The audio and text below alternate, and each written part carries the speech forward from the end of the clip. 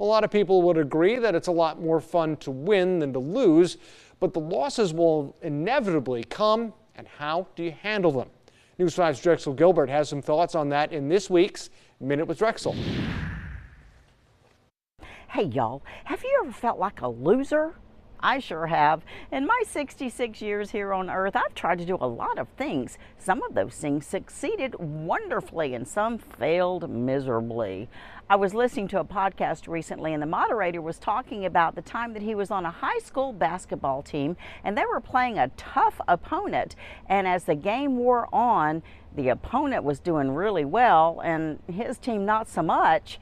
And his team finally just kind of cried uncle. They were getting a whomping on and they just gave up. Well, the next day the coach expressed his disappointment by saying, losing is one thing, giving up is another thing altogether. You know, that got me to thinking we are not guaranteed a life filled with wins. You know, no matter how hard we try, how much we practice or prepare, no matter how good we try to be, sometimes we find ourselves in a losing slide and then we have a choice. We can either give it all we've got and keep on fighting, or we can give in to that whomping and give up. In the New Testament, the Apostle Paul got whomped on a lot, but I love what he wrote in Philippians 3:13 and 14. It says in part, forgetting what is behind and straining toward what is ahead, I press on.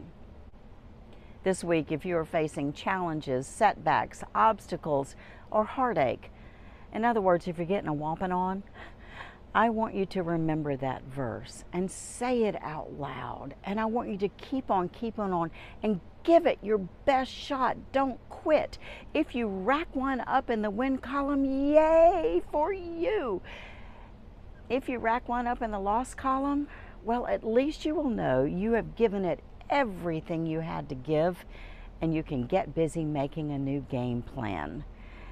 And please remember, I am out here in the stands rooting for you. And that's your Minute with Drexel. That is good to hear. Thank you, Drexel. And if you'd like to hear more from her, you can find more of her segments by searching WKRG, A Minute with Drexel.